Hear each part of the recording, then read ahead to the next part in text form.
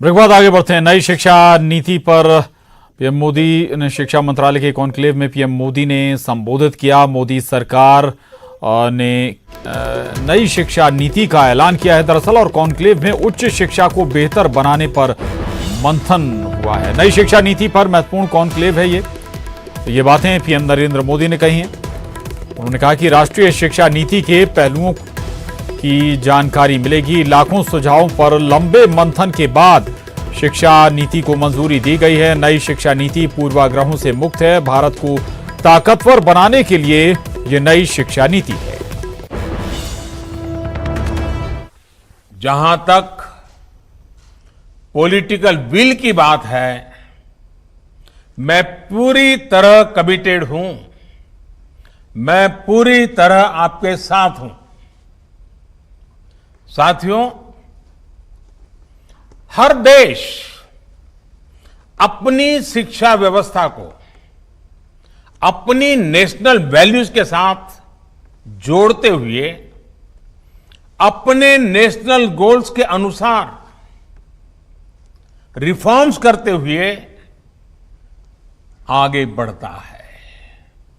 मकसद ये होता है कि देश का एजुकेशन सिस्टम अपनी वर्तमान और आने वाली पीढ़ियों को फ्यूचर रेडी रखे, फ्यूचर रेडी करे। भारत की नेशनल एजुकेशन पॉलिसी, राष्ट्रीय शिक्षा नीति का आधार भी यही सोच है। राष्ट्रीय शिक्षा नीति 21वीं सदी के भारत की, नए भारत की फाउंडेशन तैयार करने वाली है। 21वीं सदी के भारत को हमारे युवाओं और हमारे युवाओं को जिस तरह की एजुकेशन की जरूरत है, जैसी स्किल्स चाहिए, राष्ट्रीय शिक्षा नीति पर इन बातों पर विशेष फोकस है। भारत को ताकतवर बनाने के लिए, विकास की नई ऊंचाई पर पहुंचाने के लिए, भारत के नागरिकों को और सशक्त करने के लिए, उन्हें ज्यादा से ज्यादा अवसरों के उपयुक्त बनाने के लिए इस एजुकेशन पॉलिसी में खास जोर दिया गया है। और अब रुख करेंगे सुपरफास्ट खबरों का। नई शिक्षा नीति पर पीएम मोदी ने कहा, यह सर्कुलर नहीं, नया भारत तैयार करने की नींव है। नई शिक्षा नीति पर बोले पीएम, कहा हर स्टूडेंट को मिलेगा खुद को साबित करने का मौका। आत्मनिर्भर एमपी वेबिनार का सीएम शिवराज ने किया शुभारंभ। बोले, राज्य आत्मनिर्भर होंगे तो देश आत्मनिर्भर बनेगा। सरकार के गिनाए फैसले, 11 अगस्त तक चलेगा मंथन, बनेगा रोड मैप। 2023 में एमपी में दौड़ेगी मेट्रो। मेट्रो प्रोजेक्ट पर नगरीय प्रशासन मंत्री भूपेंद्र सिंह का बयान। हर हाल में अगस्त 2023 से पहले एमपी में दौड़ेगी मेट्रो, अधिकारियों को दिए गए निर्देश। दमोह में देवेंद्र चौरसिया हत्याकांड में खाकी पर सवाल, थाना प्रभारी पर गवाहों के अपहरण का आरोप, एसपी तक पहुंचा मामला।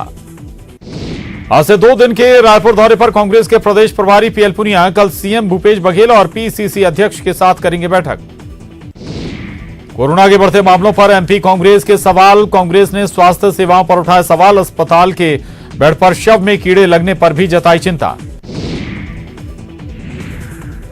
दिग्विजय सिंह ने ट्वीट किया कि क्या राम मंदिर शिलान्यास के बाद हम राम राज्य की करें उम्मीद। कहा, भगवान राम ने अपने पिता को दिए वचन के लिए 14 साल का वनवास काटा। क्या हमारे आज के राजनेता भी निभाएंगे वचन। दिग्विजय सिंह के ट्वीट पर गृह मंत्री नरोत्तम मिश्रा का पलटवार। कहा, केंद्र सरकार और मध्य प्रदेश सरकार ने तो अपने वादे पूरे किए। दिग्विजय सिंह का ये ट्वीट कमलनाथ जी के लिए है। कांग्रेस के शुद्धिकरण अभियान पर गृह मंत्री नरोत्तम मिश्रा ने साधा निशाना। कहा, कांग्रेस नेताओं को आत्मशुद्धि की जरूरत। कांग्रेस के उपचुनाव वाली सीटों को गंगा जल से शुद्ध करने की मुहिम पर बोले मंत्री ऐंदल सिंह खमसाना। हमने पहले ही कर दिया शुद्धिकरण, अब ये जनता के बीच जाएं तो इनका हो जाएगा शुद्धिकरण। सीएम भूपेश बघेल बीजापुर को देंगे सौगात। 96 करोड़ की 171 विकास योजनाओं की सौगात। वीडियो कॉन्फ्रेंसिंग से करेंगे लोकार्पण, भूमि पूजन।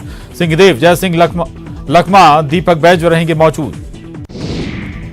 छतरपुर में सीसीटीवी में चोरी कैद। मस्जिद के सामने खड़ी बाइक से चोरी सीसीटीवी में कैद हुई घटना, जांच में जुटी पुलिस।